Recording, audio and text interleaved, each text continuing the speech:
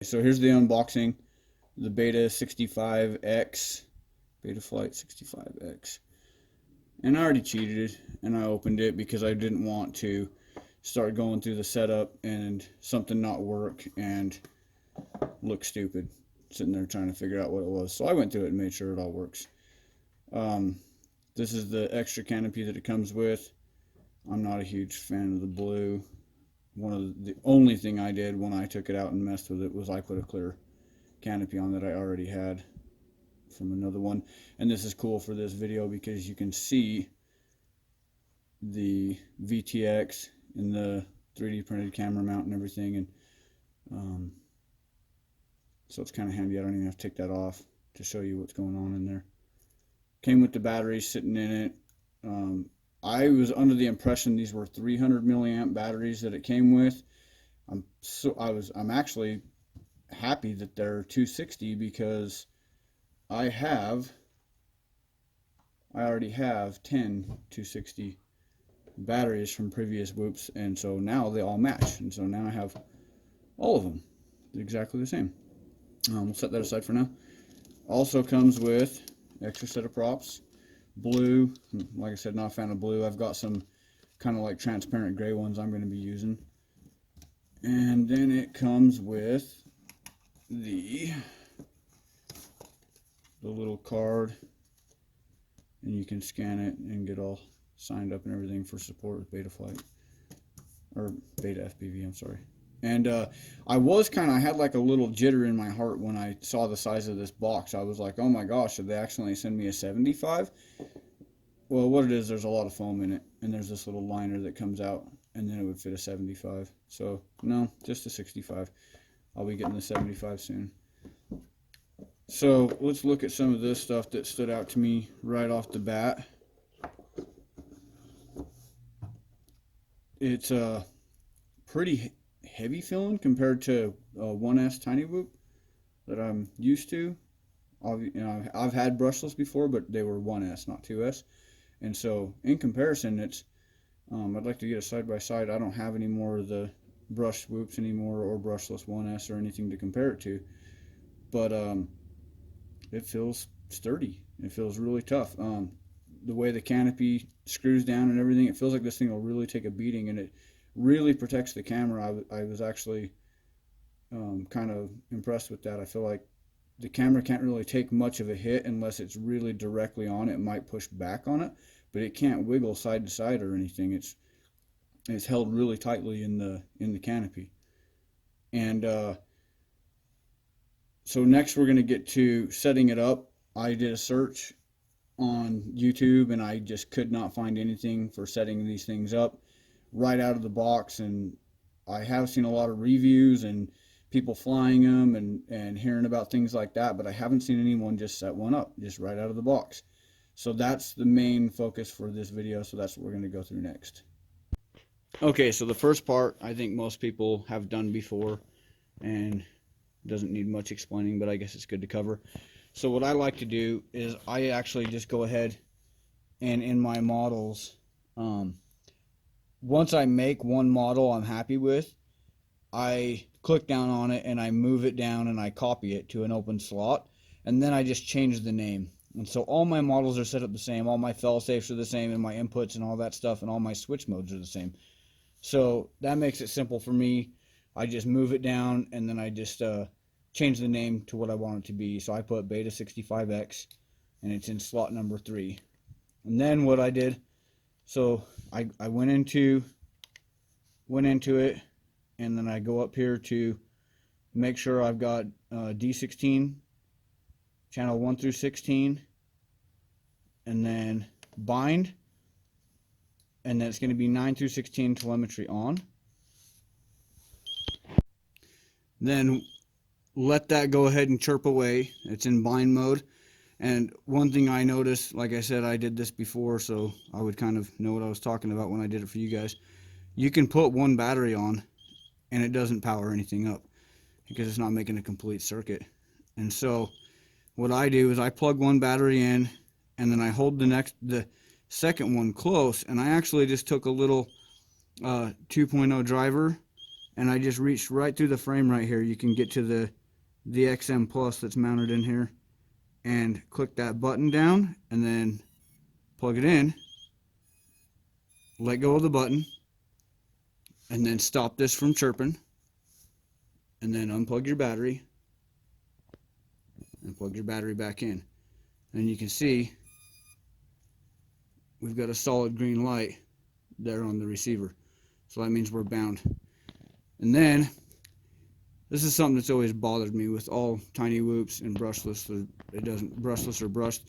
It seems like the USB is always on the bottom of the board, and I guess that's just where it has to be. But one of the things I like to do as soon as I hook up to Betaflight is calibrate on a nice flat level surface, and this makes it really hard to do because the cord's sticking out the bottom. So we're going to do the best we can do with that. I actually just held it in my hand when I did it. So go ahead and unplug the batteries.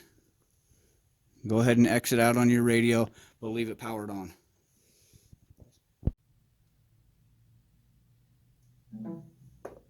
Okay, so right away it automatically connects right up. That's a setting I have on my Betaflight. And I just tried to hold it as level and steady as I could with the cord going through between my fingers and calibrate. The next thing I wanted to check, and obviously I always look right over here, arming flags. I've got 3 and 17. 17 means we're hooked up to Betaflight, and 3 means that we've got no receiver signal, and that's because I don't have the batteries plugged in. And with this flight controller, the batteries need to be hooked up to the quad to power up the receiver, even though the radio is sitting there turned on right now. So the next thing I look at is ports. Because this comes as a bind and fly quad, this is already set up on UART1 to serial RX. If yours isn't for any reason, this is what it needs to be on. Configuration, and when I did all my research on this quad, I already knew this. It comes right out of the box on D-Shot 600. I thought this was interesting. The motor idle is 4. Used to seeing a lot bigger numbers on that, so we'll see how that goes. Motor direction is reversed. I love this. I take all of my quads right away and I reverse all my motors. I go into BL Heli and I reverse all my ESCs because I feel like when I clip a tree branch, reverse props help me to cruise right through it. Now with the prop guards on this frame, that's not going to be an issue. The props are completely covered, but I'm also told that this helps with washout. When you're coming out of a dive and trying to pull up on it real hard, it will actually start to yaw and spin out of control. And reverse props is supposed to help with that. So we're going to see. And this comes with the update frequency set at 8. I felt like that was kind of high. We're just going to have to see how it goes. I thought this was neat. Arming is at 180, and I thought, well, that's not right. But this has turtle mode in it. So when you crash, you already have a mode switch set up to a momentary switch that you flick, and it will actually jump itself up and right itself on level up. And I thought it was really neat. This is going to be my first quad that has that. I've never got to play with that.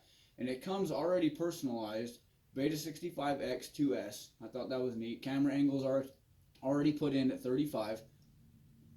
And it's already set up with the receiver mode and the serial receiver provider. And so this is a true bind and fly. I mean, you don't really have to do anything to it. I was blown away at this. With any quad I've ever bought, I've had to go through and set up all this stuff. I looked at the PIDs, and first thing I thought was, wow, those are really high. That's closer to what I run on my 5-inch quads with Betaflight 3.5. And I have heard that PIDs are much higher with 3.5 than they are with previous Betaflight versions. I did add a little bit of expo on my roll and pitch because I've noticed that especially flying indoors, it helps keep things a little bit more steady but doesn't take away from the acrobatics. This is something that I just plugged in and I try with all my 5-inch quads. This is dialed in with my 5-inch quads. This is how I run them, but it's going to be probably adjusted for this, but I'm going to go ahead and try it. I set my feed forward at 0.30. I turn off I-term rotation. I turn on VBAT smart feed and I-term relax, and I change the axis to roll, pitch, and yaw. Throttle boost at 50. I leave absolute control at 0. and I like to bring anti-gravity up to 8. So we're going to just try that out. Another thing that I do with my bigger quads is I set my filters. I actually turn off this low pass 2 cutoff, but I'm going to leave that on because, like I said, I don't know how it's going to be different with this. So I'm just going to leave that. I don't want to change too much stuff. Now I'm going to go ahead and plug in the batteries so that we can check the receiver tab, because we need the receiver powered up to do so. So you can see that throttle bumped up a touch, and our 5 auxiliaries all went down to their off settings. And I noticed this too. This was also set to auxiliary 12, and this is already set to TAER, which most of the time when you first flash flight controller, it's going to be a AETR, and that would need to be changed. So I thought that was neat. This is really set up right out of the box. As you can see, we've got movement on auxiliary 12. That's our RSSI signal, and so we're set at channel 12, and we're going to get an OSD reading of what this says. Now I am going to calibrate that because when I plugged it in, it was showing me 86% with my radio 2 feet away. I'm going to change that to 100% so it's calibrated closer on. Modes. Now this was already set up in my radio because I copied and moved a previous slot down to make this one. So I already had, ARM was on auxiliary 1, but this is something that I've been doing, is putting air mode on a switch and setting my PID loop to off at minimum throttle. And I'm going to do a separate video on how to set this up. Lots of people have been interested in idle up mode for Betaflight, similar to what KISS has. So I've switched it to auxiliary 4, which is a 3-way switch, and I moved it down to where auxiliary 1 used to be. So now I've got a pre-arm that will put me into an idle up mode with air mode off, and then I've got a full arm in the second rotation with air mode on and armed. I leave these set up. I haven't been running these on my 5-inch quads because I only fly in acro, but I figure with this little guy I'm going to be in the house and I may want to play around with angle and horizon mode. So those are set on another 3-way switch on auxiliary 2.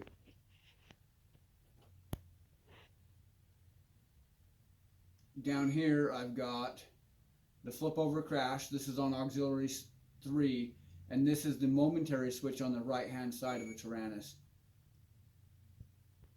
Now my radio's beeping at me for inactivity.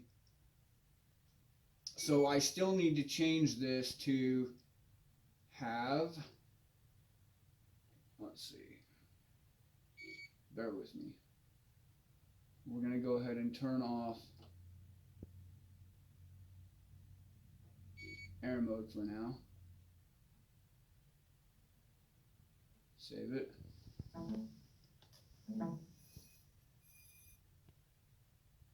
And then we're going to come back over here to modes because I want to set up